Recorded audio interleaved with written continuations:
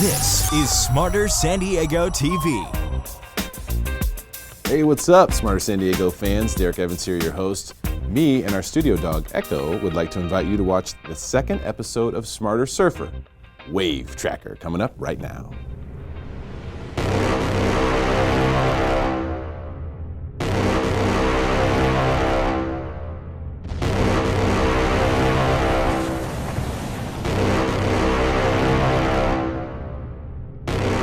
I tried pulling on my leash and there was nothing and it was pitch black. And I just realized that I had to relax and wait. You know, my body will bring me to the surface. I'm buoyant. So just kind of calmed down and then made my way to shore, and it scared the daylights out of me. So ever since that moment, I've realized that I need to check the reports and I need to be on top of conditions and what's going on, and also not surf alone is one really important rule.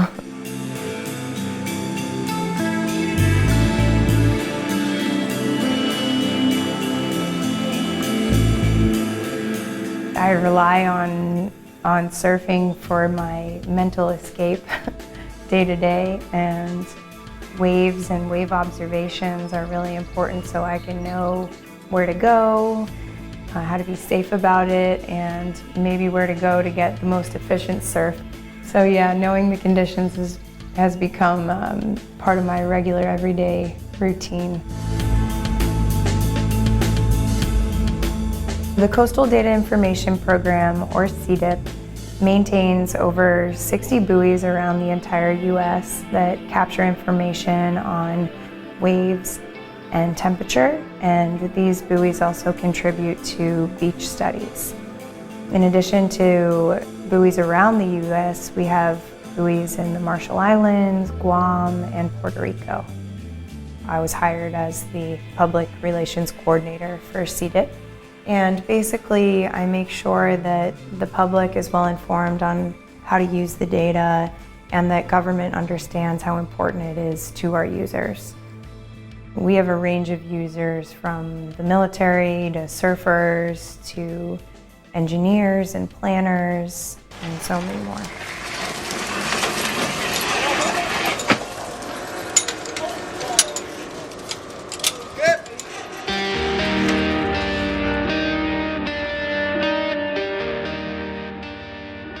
So in addition to the work I do with the wave buoys, I use the wave buoys to look at local conditions. The buoys are providing real-time measurements, updating every 30 minutes. They're also used for wave models. Breaking down the buoy from the top to the bottom, first we have the wave buoy top hats.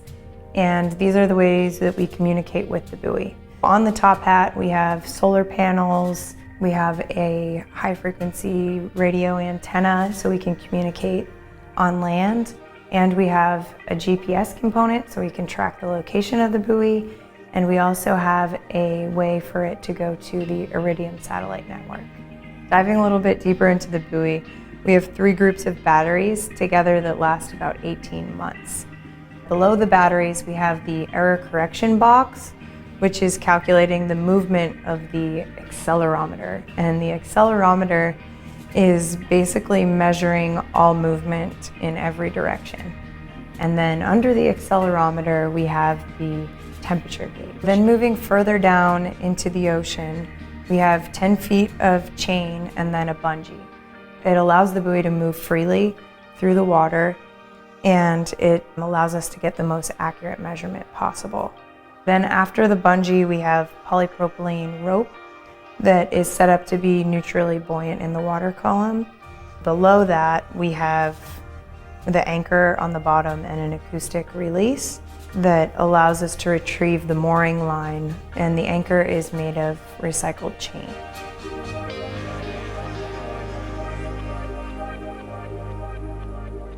So one of the greatest strengths of CDIP is that as waves come into the near shore, we can provide a lot of detail. So waves change as they come from deeper waters into the near shore, and this is because of a lot of complexities like deep water canyons or island shadowing or headlands. And all of these complexities can change the wave field.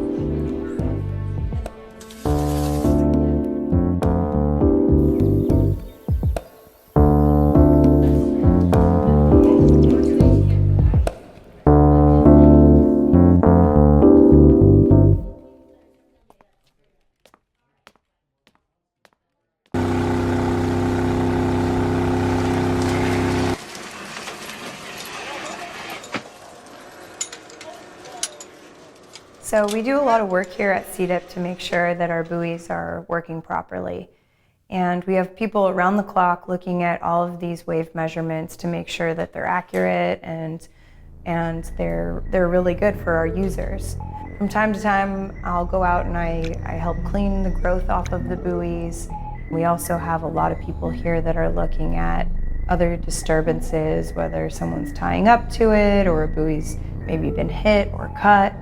We have a really great reputation here at CDIP for providing this reliable network of wave buoys.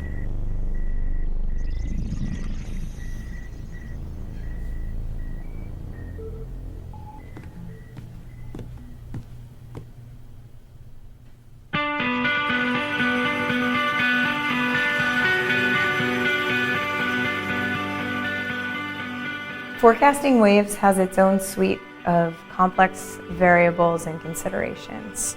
There are a lot of really great books to help people figure out what's going on out there.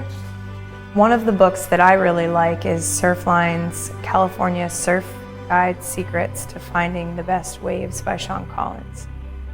The best way I can describe surf forecasting would be through tracking a storm in its entirety. So what we're looking at is satellite imagery collected by NASA, by the GOES project. We're looking at Hurricane Marie on August 27th, I believe. And they start out often as depressions, and they're not named. So they start out every year, they start out alphabetically. They have the names figured out before the season starts. This was well into the hurricane season, so this is M for Marie. Marie reached Category 5. And it was the 7th strongest hurricane in the Eastern Pacific area. You know, they start off the coast of Mexico or Central America, and they veer up and follow the coast. And many of them will make landfall in between Cabo and Manzanillo. Some spin off west towards Hawaii, the Hawaiian Islands. Whereas, you know, it's very unique for one to come this close where we'll actually see weather systems from it, such as like rain, or definitely we'll see the waves. The waves always come, you know, but we'll see like a tropical system sometimes come up here.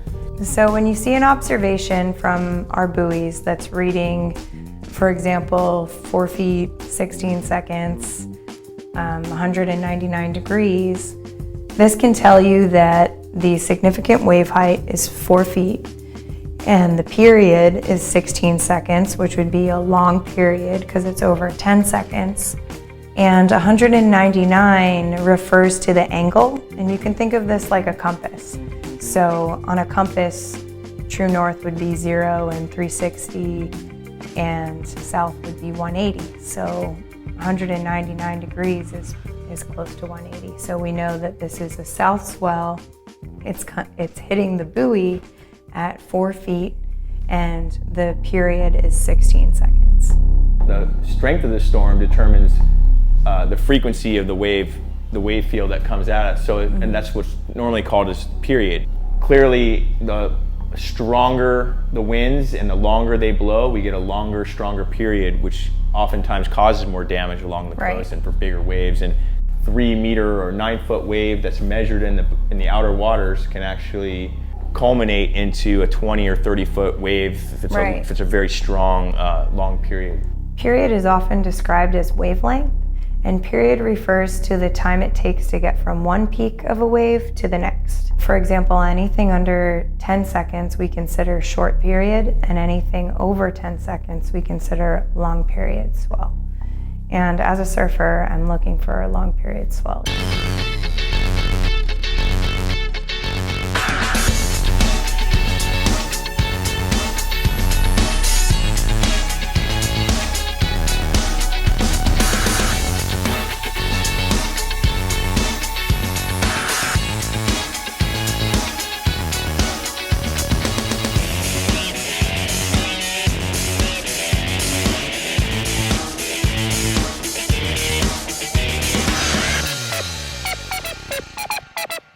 So some factors are depth or bathymetry.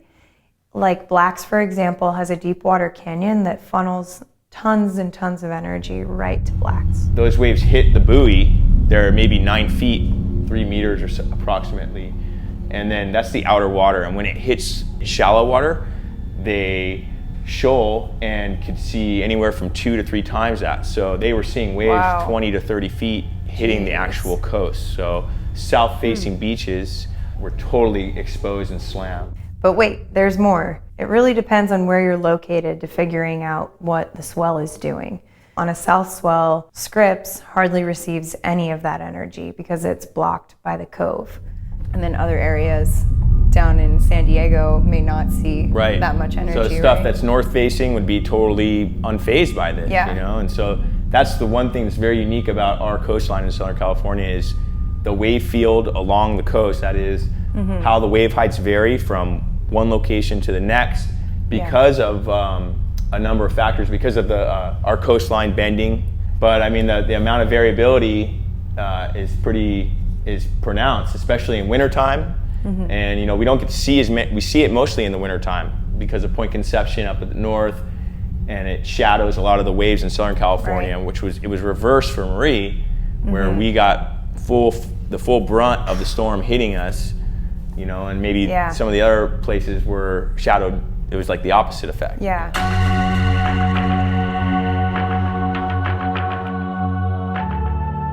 I actually like to keep a journal of different wave conditions, so I can start looking at the pattern of what's going on at my local home breaks and see how different swell directions and periods are affecting the spots that I like to surf. And you can kind of compare your own observation to the buoy, the websites, and then kind of bring it all home. Over time, you'll start to notice these patterns of, okay, Surfline was saying this, and this was the reading at the buoy, and this is how it's translating to me, and kind of what I noticed too while I was out there. That's probably the most important observation.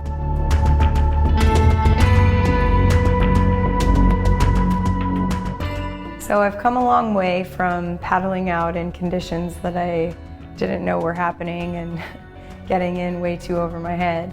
Now, I mean, I've kept a journal and I've studied CDIP wave measurements, and now I speak on behalf of CDIP and the Wave Buoy program. By keeping a journal, I've really learned different swell patterns, direction, how period affects the waves, and wave height. And I've kind of been able to bring it all home and know my local conditions really well.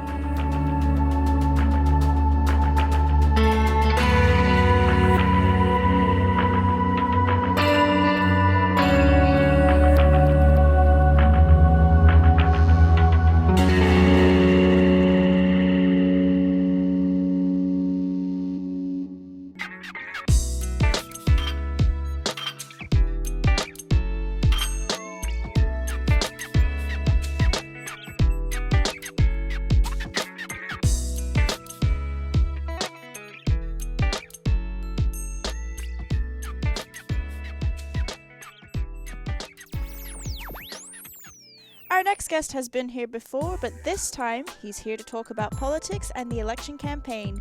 Please welcome back Mike Litton. Mr. Litton. Hey. Thanks for coming, man. Good to see you, buddy. I appreciate it. Crazy time in politics right now.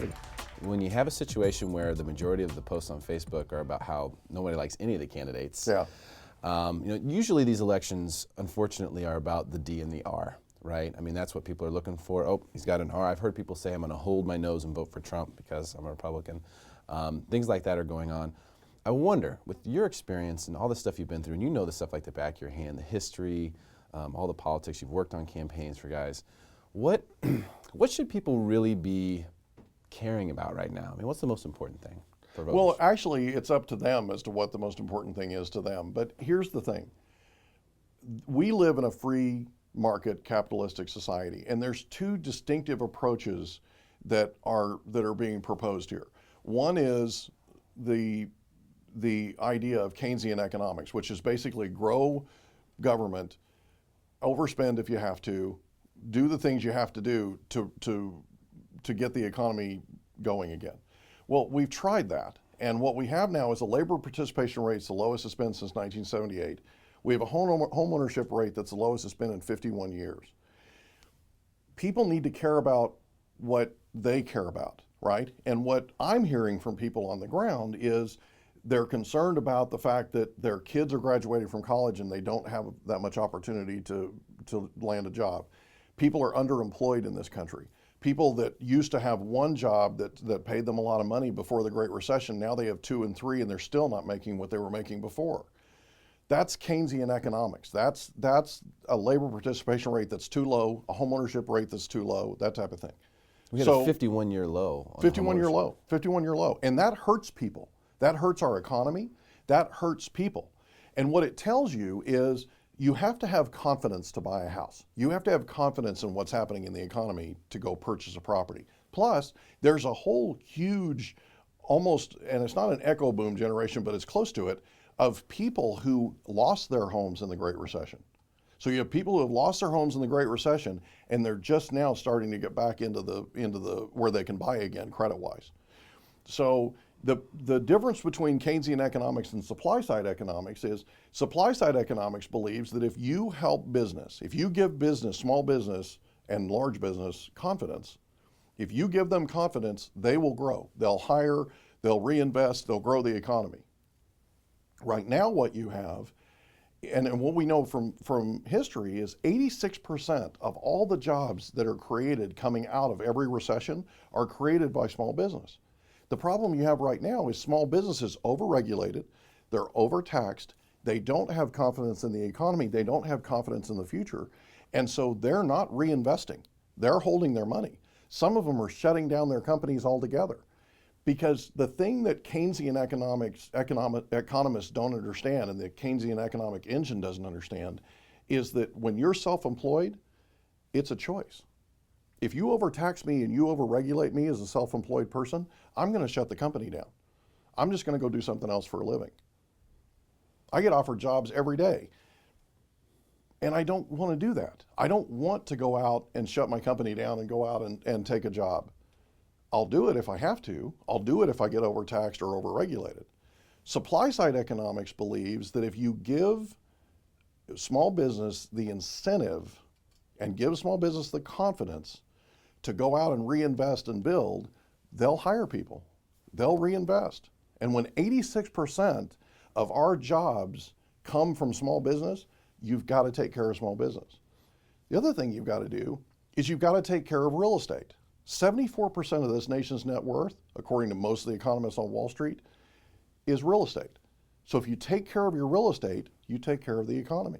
So what you're saying is macroeconomics is the #1 priority for the nation. Is that what you believe? It's what they feel. What I'm hearing so far is people are feeling, they're being told one narrative, right? They're being told by the current administration, and this isn't a political thing, they're just being told by the current administration, who is tooting their own horn because nobody else will, right?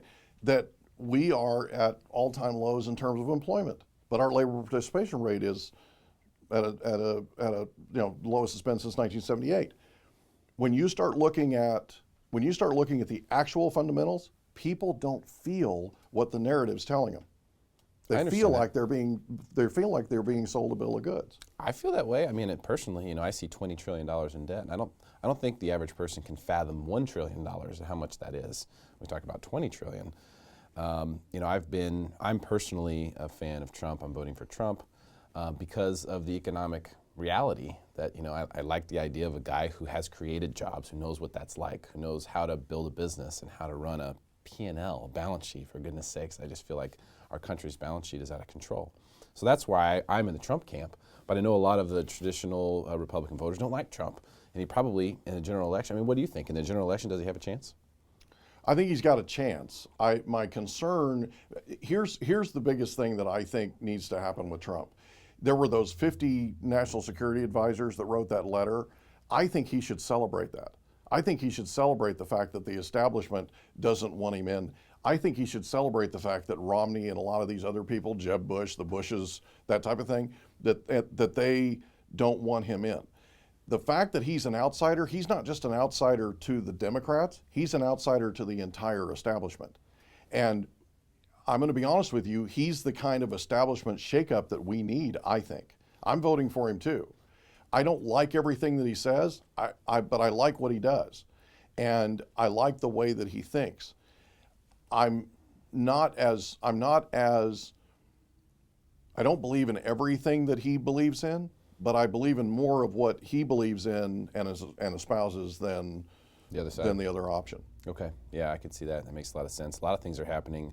I think people have sort of lost where the conversation is going, but these presidential debates coming up, these are going to be something. Yeah, should be really interesting. I mean, I cannot Should be wait. really interesting. I will be live tweeting, by the way, and I don't ever tweet, but I'll be tweeting during the debates. So macroeconomics is huge right now, but a lot of people, and you never know what the media is saying, whether it's true or not, or these talking heads that are on TV, what they're saying, whether it's true or not, but a lot of the people, even the people, if you watch Fox News, for example, will say that Trump doesn't stand a chance in the general election. And then there are other people, there are voters out there who believe that their vote doesn't matter because of the Electoral College. Can you explain how that works for us? Yeah, here's the thing. I think it's incredibly dangerous for people to feel like that their vote doesn't count, because their vote really does count. Yes, the president is not elected by popular vote, but it's important that people understand that they need to have a voice. They need to cast their vote. You know, my dad, you and I talked about this the other day, my dad has written Ross Perot in on every single presidential election ballot since 1992. And I've tried to explain to him that he's sort of almost wasting his vote, but that's the only person that he really wants to be president. And it's interesting that Ross Perot had one thing in particular that appealed to my dad, and that was common sense. Ross Perot used to go on Larry King Live, and he used to talk to the nation. And I didn't know my dad even watched Larry King Live, but he made sense to my dad. He explained to my dad how economics works. He explained to my dad how taxes work. He explained to my dad how regulation works. And I think that Trump is the new Ross Perot. I just think Trump needs to be more specific. He needs to take more time, and he needs to explain and educate the American people on exactly what it is that cutting regulation will do, on what cutting taxes will do, on what a supply side approach to this economy will actually do. Do you think he'll do that? Or do you think he's going to keep beating the same drum? I hope he will. All right. Mike Litton, thanks so much for coming in today, Hey, man. buddy. Really Good to see appreciate you. your time. Great to see you, too. Stick around for more Smarter San Diego TV, where we guarantee to make you smarter than everyone else, commercial free.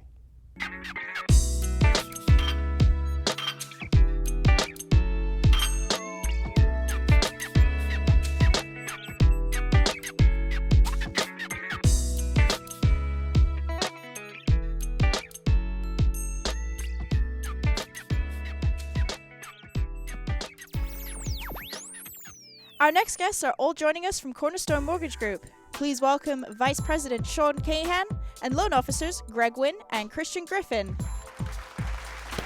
Welcome, fellas. Thank you. Welcome to the show. Thanks for coming. Appreciate your time today. Sean, good to have you back. Thanks, man. Great, Christian. Thank you for coming for the first time. Absolutely. Thank you for the invite. A lot of things to talk about today. You know, doing casting stuff for Win This Listing, I talked to a lot of people who are selling a home and buying a home. A lot of people apply because they're buying a home or something like that, but that doesn't fit for the show. So I talked to these people, and one of the things that seems to be an issue right now that's sort of converse to what I've heard from you, Sean, is that people are having trouble getting approved. Yes. And I thought things were loosening up. So I don't know what's going. Can you explain maybe what's happening out there right now?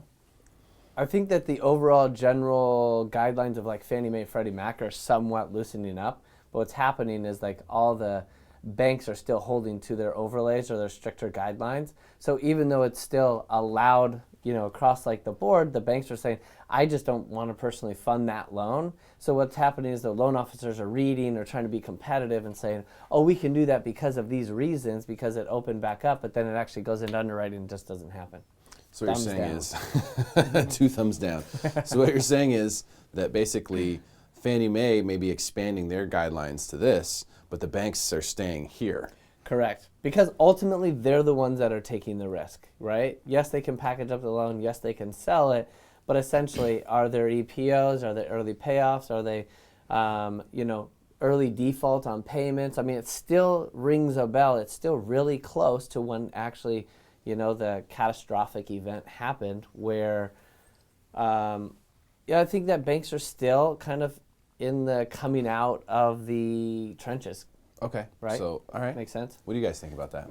I'm finding a lot just very similar to kind of what you've been saying, that even when we get, a lot of times things are outside the box where it doesn't exactly fit the guidelines. Every situation's a little bit different. And I'm finding when I actually call Fannie Mae, call FHA, and call VA, the answer is, and a lot of times it's going to be a yes. They're really wanting to make those loans. They're wanting to guarantee and insure these loans. But then at the end of the day, the underwriter and the bank has to be comfortable making that loan. And I think that's exactly what you're talking about. Is it may not even be a guideline. There may not be guidelines to speak to a certain situation, but these loans should be getting done. It's just a matter of finding a bank with a comfort level that will actually do those loans. Yeah. Okay.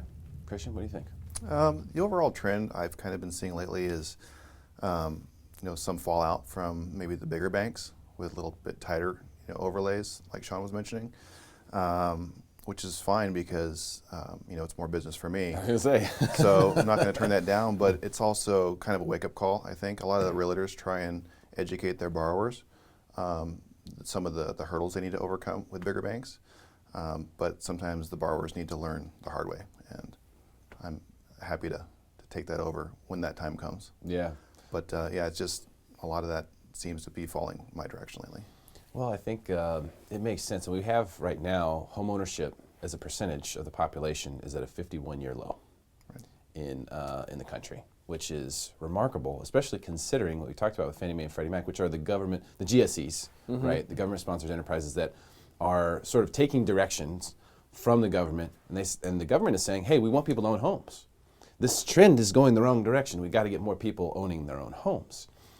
So they're trying to loosen the guidelines, but if, like you said, if certain banks, especially the big banks, the big box banks, if you will, if they're staying here and not going here, then nothing's happening. And then people need to know how to get those things done. I think what you're saying is that at Cornerstone, you guys get these things done. Do you have all of the Fannie Mae guidelines available to you?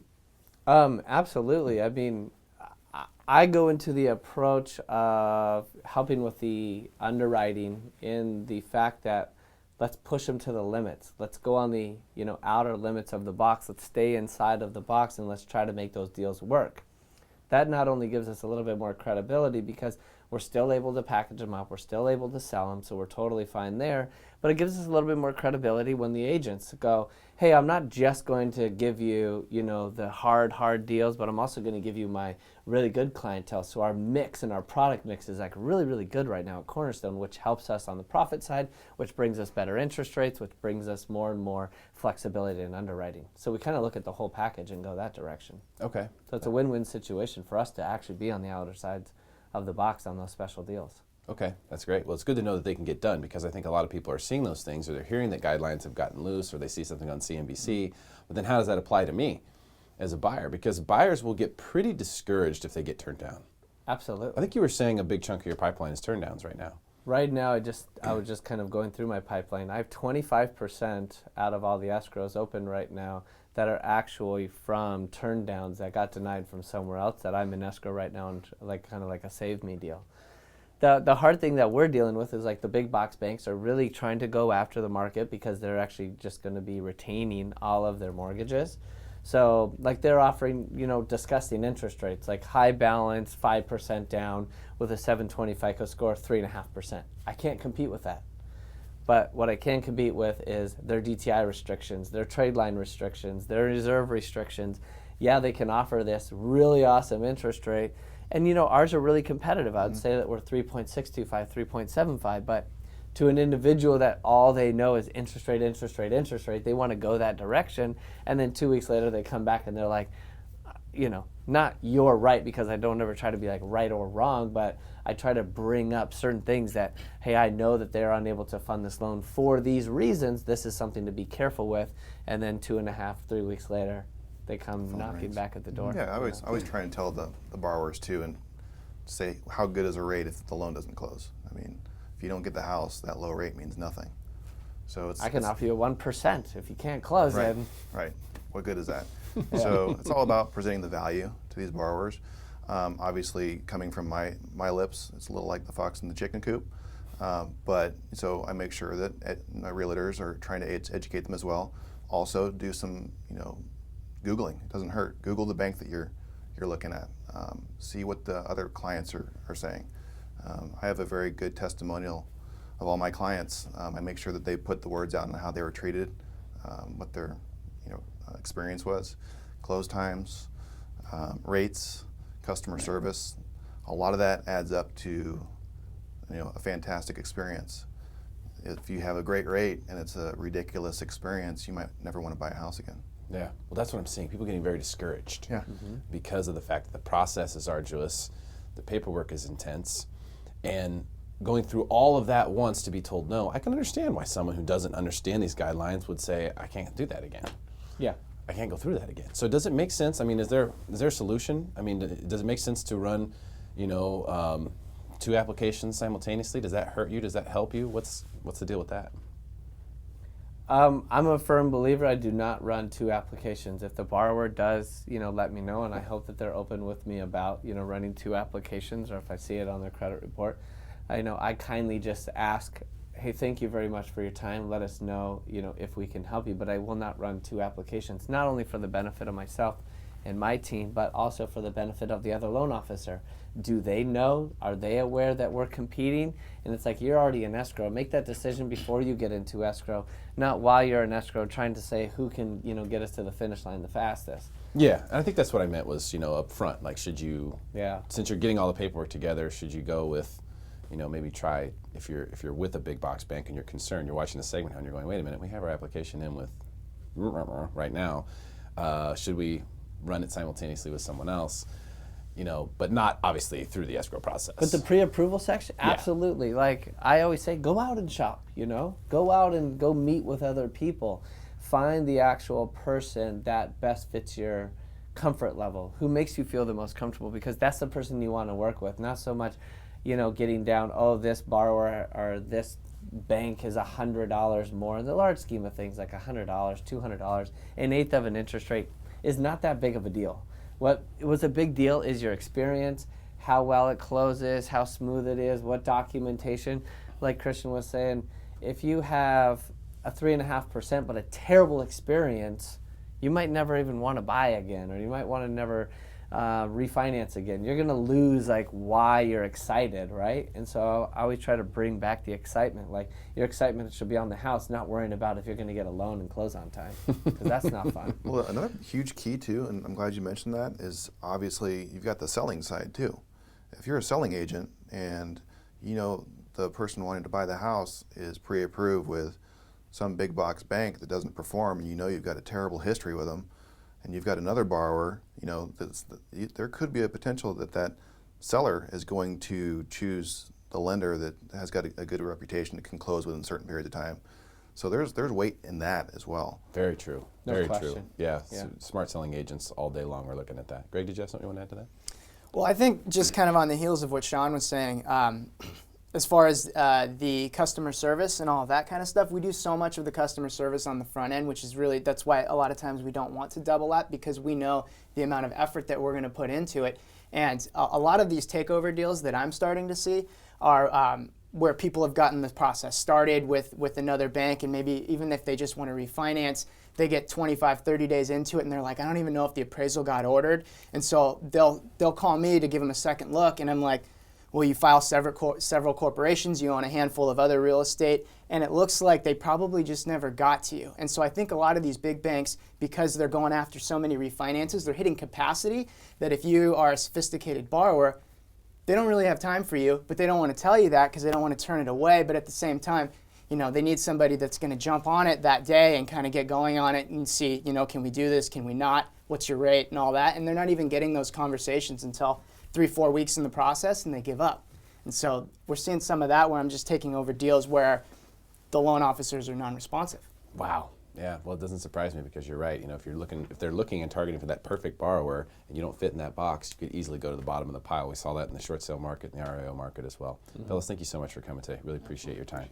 Thank you. Thank you. Thank you. Stick around for more Smarter San Diego TV, where we guarantee to make you smarter than everyone else, commercial free.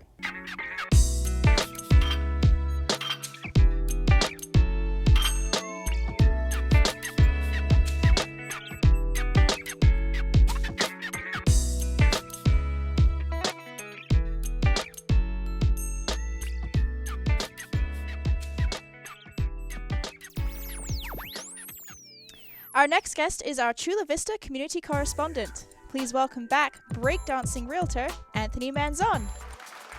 Anthony Manzon, what's up, buddy? What is up, man? How you doing, brother? I'm good. How are you? Doing well. The Chula Vista marketplace, I think, is not only is it one of the more dynamic marketplaces in San Diego real estate, but I also think it's one of the places where we can look to see what trends are going to happen in San Diego. Because the price point is more affordable, because there's more units sold there per month than anywhere else, it's one of those places that we look to see what's next for San Diego. One of the things that a lot of people have been talking about in recent weeks, I would say, not even months yet, is a potential slowdown. Is it cyclical? It seems like activity has slowed down, especially in the million plus markets, complete crickets there.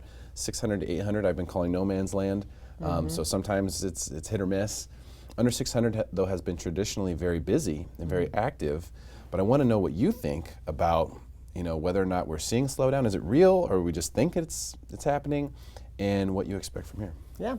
So I'm glad we were talking about this today because it's very important. We got some good stats for you guys today. So the numbers that I ran in June of 2015, I always like to run my numbers from last year compared to this year. So we're going to look at June of 2015. June 2015, the median price point in just Chula Vista was $500,000.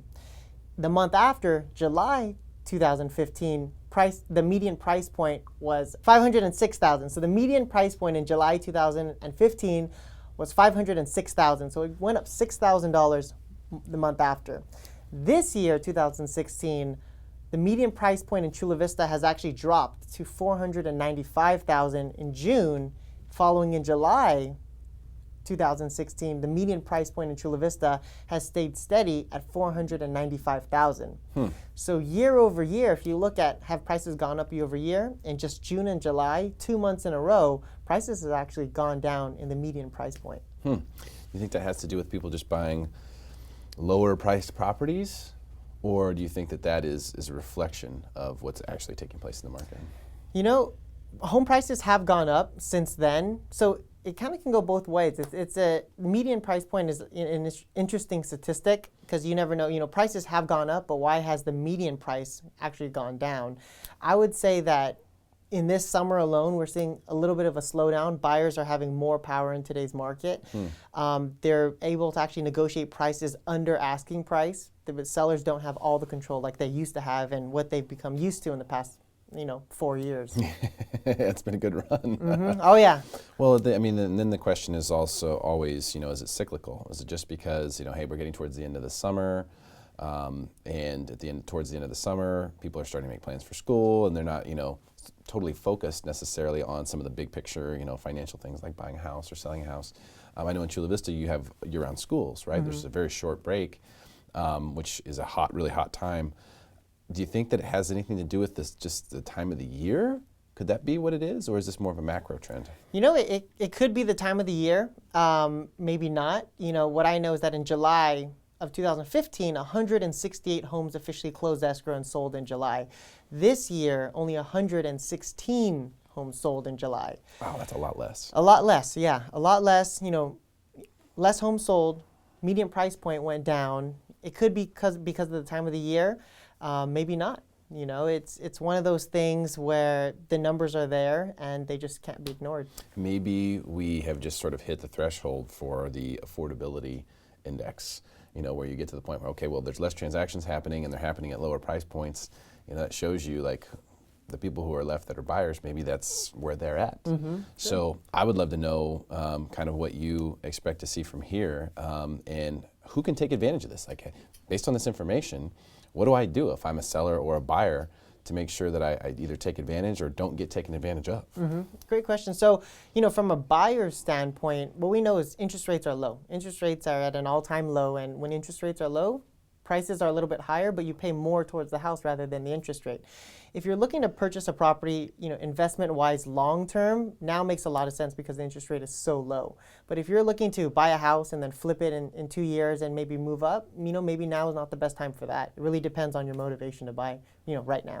Well, I think and here's my opinion on this, if you're a buyer and you've been waiting, you have to start to ask yourself right now, what are you waiting for? You know, are you waiting for the median price to get to a certain point? Are you waiting till you can buy a 3-bed, 2-bath for this much money in this neighborhood? Like, you need to start telling yourself and asking yourself that question, what is it that I'm actually waiting for? Because when it comes, you need to be ready. Yeah.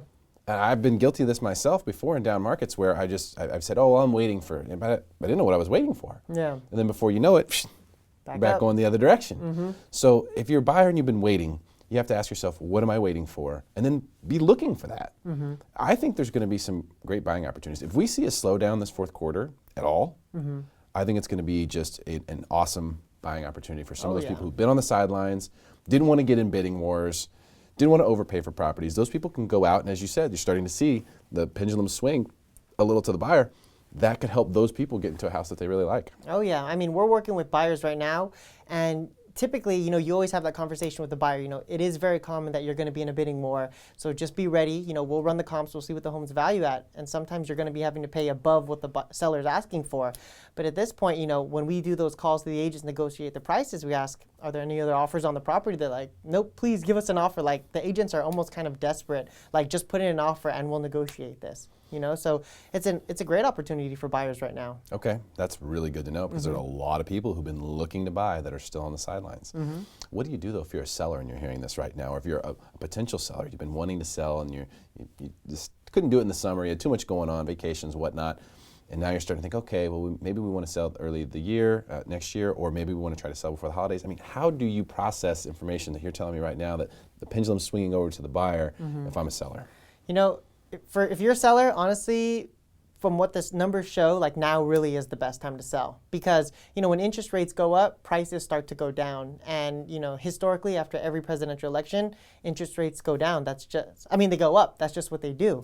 And so instead of waiting longer for, you know, prices to go down or buyers to gain more power in negotiations, you know, sell your property while it's still a seller's market. Okay, yeah, because we are still technically in a seller's market. Yeah, we're still in a seller's. I think we're just kind of spoiled because we're just so used to offers the first weekend, and then all of a sudden if you're getting offers in the third weekend, you kind of feel like the world's falling apart. You know what I mean? Like a month on the market, you're kind of like, I don't even know if we should sell anymore. And in normal markets, it should be 6 months worth of inventory or days on market 6 months. That's a normal market for like the U.S., but not San Diego, of course. Yeah, San Diego's much shorter than that. Even now, days on market it's still under 30 days. Isn't it? Oh yeah, it's close to it. That's what's funny. We're kind of having like a serious conversation, like, oh no, we're sitting longer than 30 days, we're at 31. Something serious is happening, you know? But, you know, it's still a good market. It's still a good market. It's just things are changing. It still does favor the seller in most cases, especially if you know what you're doing. You know, if you get the home prepared properly, if you price it properly, if you market it properly, everything can still work out really well, I think, if you're a seller.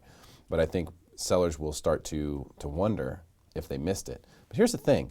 If you wanted to sell like a year ago, or 2 years ago, some sellers were in that situation, but you didn't because you couldn't find something to buy or you knew the buy side was super crazy. This actually might be the perfect time to sell if you're a sell-buy situation. So if you're a seller and you're going to be a buyer. Because of the fact that you can still get almost, you know, that same frenzy for your sell side, but it's not as crazy on the buy side. So you can still get almost all value on the sell, but you have more flexibility, more comfort on the buy end. And that's why a lot of people didn't sell in the first place. When the market started getting crazy, they were like, yeah, I could sell and I can make money here, but I don't want to go get involved in that craziness on the buy side. Now that might be the perfect time to actually go and enter into that situation because you can have more control, more fluid transition from one house to the other. Sold. So when do you want to sell your house and buy that next one? Good question. Anthony Manzon, thank you for coming in today, man. Really appreciate it. Alrighty. Stick around for more Smarter San Diego TV, where we guarantee to make you smarter than everyone else. Commercial free.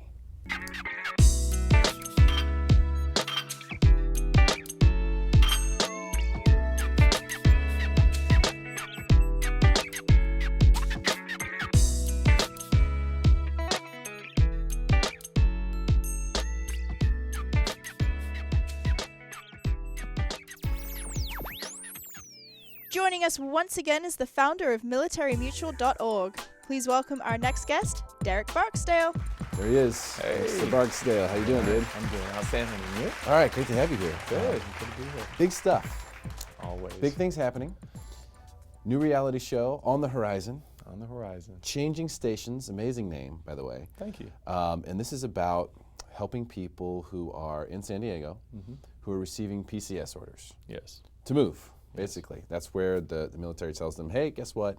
You're going to be moved from San Diego to here. You get those orders, and now all of a sudden, what do you do next? Exactly. You got a lot of things to do. So this show is going to highlight that, which is also something that you do a lot through your organization, Military Mutual, the Military Mutual Initiative. How, first of all, let's talk about just, from the show process, what's sort of the purpose in your mind behind showing people, illuminating what's going on in this process? Yeah, well, good question. It really all comes down to adding the visibility to the stresses that are around a PCS move. Unlike a normal corporate relocation that someone would have at IBM where they have up to a year to figure this whole thing out, unfortunately military members are having now only up to 2 months to figure it out. They've recently changed the way that they fund the orders for the service member. That being said, it used to be a credit card, so they used to have 6 months out to plan for things. Now it's more like a debit card, so they have to have the cash in hand before they cut the orders. So people are now getting orders 1 to 2 months out prior to when it is that they're supposed to move on.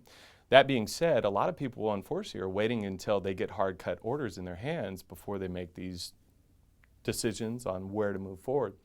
And what happens is they forget a lot of things, and it adds to the stresses of the move, which is already stressful enough, as you know. Yeah. So what we really want to do is add the visibility to that stressful move, but at the same time give them some solutions to the stresses and get ahead of that, so when they make that move, it's a smooth transition. And already, through the things that we've done, people have said, this is the easiest move that I've ever had. So that's what we want to make happen in the end. So we want to help people who are going through that process, make it easy, but also show people that, hey, this is what your service members are going through. Yeah. I mean, you may not realize this, but they are being told to move from here to there, and they have to do all these things, meanwhile protect and serve the country. Exactly. And they also have family members that are all affected by this as well. Yeah. And so that's the thing that I'm really curious to see, because I have no idea. You've done this. You've been PCS. Absolutely, 9 times. 9 times. 9 times. So it's stressful, and there's a lot of lessons learned that you capture throughout the years. And I know a lot of people, have been trained in areas such as the Military Relocation Professional course that the National Association of Realtors provides, but going through it firsthand can't be replaced by any means. That being said, I've had the option of not only going through the course, but now I'm an instructor for the National Association of Realtors, and really put a lot of these different steps in place to help people think ahead and be prepared for it. So with that being said, there's a lot of things that people have to be prepared for, because we're going through some different casting on some people that are going through a PCS move right now, and the wife is going to have to do the whole move by herself. We have another person that's going to have to give away their dog just to make the move happen. And then they have their children. Does the spouse work? How do you get ahead of that? So those are the things that we really want to capture and add that visibility Researching to. schools in the new location, Yes. neighborhoods, Yeah. all those things go into it. And when you have a short time frame, but you still have all the same responsibilities that you do in your normal day life, it's hard to kind of squeeze all that stuff in. Yeah, it's almost impossible. It's like the old story of where the professor got on stage and said, okay, he put some rocks in a bottle and said, okay, to the students, is this glass full? And they said yes. And then he throws some pebbles in there, and they say yes, it's still full. And then he throws some sand in there, then he throws water in there, and then they finally figure out, oh, okay, now it's full. And what was the lesson to it? The lesson was really that you have to get the big rocks in the jar first. And so the big rocks really are overlooked a lot of times, and they ultimately get to their new duty station, and they're like, oh my gosh, we forgot to plan for childcare. What are we going to do here? And so now they find themselves where the wife has to stay home, can't go to that job that they hopefully planned for to get to. But now there is a plan, there is a way to get ahead of all that 2 to 3 months ahead of time. And you have a succinct process to take people through with this, because a lot of these people have never been PCS before. No. They've never received those orders. And you said that people are waiting for hard cut orders. Does that mean, do they get some sort of warning shot that like, hey, you might be getting relocated in the next 6 months or something, but then they don't get the hard cut orders until 8 weeks out? Very good question, once again. And so people who haven't went through it, typically 6 to 9 months out is when a service member is looking at negotiating orders, is what it's called. And typically they may identify it online, or they may be speaking with their detailer, and they identify a set of locations that they want to go to. And then the detailer will say, okay, well, hey, we could send you to Virginia, and you'll be at this XYZ command. At that point in time, they're just on hold. Okay, hopefully this goes through. Sometimes it may change up. Typically, they try to keep it set in stone as much as possible. But until hard cut orders are in hand, which is the paper copy or electronic copy that comes via email or message traffic, is it really set in stone? So a lot of people are like, I don't know, this may change. Now they've made something called a letter of intent, where a person can at least feel more confident that those orders are going to be in place. But not everyone is able to get those, and even those are delayed at times. So that whole process with getting hard cut orders is a stress in itself, because you are planning to go in this place, but that could be changed until you get hard cut orders. Okay, so if you have to wait until then to know for sure when you can start taking action, you can still do some research before. Absolutely. You can use your checklist, if you will, your timeline of, all right, well, these are the things that need to be done, so let's start putting as many big rocks in these jars as we possibly can. That's it. Now, so that we have at least the information. We have a starting point. We're not starting from square one. No. That's the problem. If you wait till they get the hard card orders and you start from square one, you really got a problem. Exactly. One big example is spouse employment. So a lot of spouses are actually employed with companies here in San Diego that we're seeing, and they have certifications. And those certifications to get in a new state takes a long process in itself. So if they're, let's say, an ER nurse that we're working with now, that process could be 9 months if they move to Florida to get a new ER certification for that state. The good thing is that a lot of people don't realize that if they're married to an active duty service member, the Joining Forces program allows for them to expedite that certification process. So that ER nurse that we've already worked with, she didn't know anything about it. We were able to get her certification and interim certification before she even got there.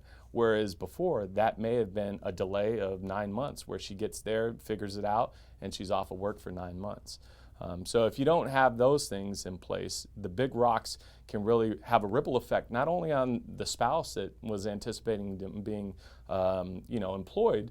The family then takes a hard cut on, now what are we going to do for the extra funding that we had? And then ultimately, our nation ends up hurting, because now the service member's mind isn't totally dedicated towards getting their job done.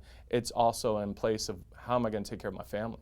And those are the things that ultimately delay the readiness of the military. Yeah, which is something that's also an amazing consequence of doing what you do day in and day out, then also of the show and showing people that, like, hey, we need to provide a hand where we can. We need to be able to empathize at least a little bit with what's going on. I really look forward to watching the show, to be honest with you. That's going to be awesome. I'm so excited for this. And there's so many people that we've already spoken with about the show, and we're saying, we want the unique circumstances. And they're like, well, nothing's unique about my circumstance. And then we start finding out that, like we said, they'll have to give away their dog, or, that being said, they're going to have to make a move with multi-families to make it happen, and there's a lot of stresses that they just suck up and just deal with, because that's the norm for them. But it's so unique to the average civilian that may have never experienced that. And so what we want to do is show, hey, these are the stresses. Where is it going? But how do we get in front of that and make it a happy situation in the end? Yeah, and your guys are doing all the heavy lifting on that, which is amazing. I think the show is going to be amazing. Mr. Barksdale, thank you so much for coming in. Really appreciate you. Tune in next week for more Smarter San Diego TV. Same time, same channel. We'll see you then.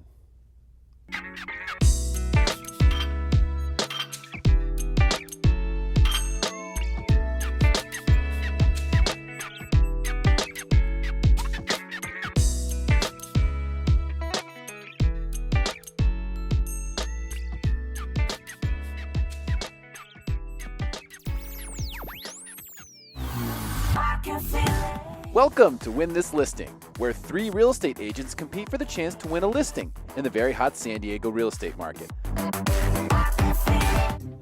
Do you have a predisposition towards, or prejudice at all towards realtors? Like, do you? No, why would I? No, not at all. They're not lawyers. It's time to upgrade. Melissa works way too hard and makes too much money to be in a place that she's not happy with. I want a bathroom and a walk-in closet. She deserves all those things. Which real estate agent will help the Yeagers find a perfect home and sell this home? That's one of the things that we're looking forward to be able to sit down with you guys, kind of really just game plan and strategize the whole process. I have really good experience, which helps, but then a lot of it is just personality too. What do you like about selling real estate? I like making money.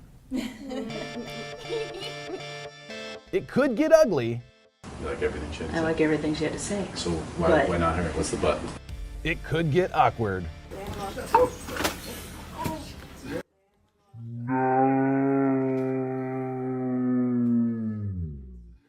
But it's bound to be tons of fun.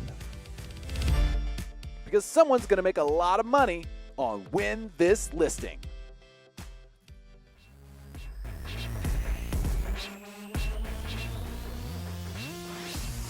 Hey, great show, guys. That's a wrap. Jade, what's your schedule look like? Do you mind breaking down the set? Not today, Derek. I'd love to, but there's waves out there. I gotta go. No, I can't either. I'm starting to get hangry and have way too much stuff to do today. Claudia, you've got this, right? Sure, guys. I would love to. I'll get right to work.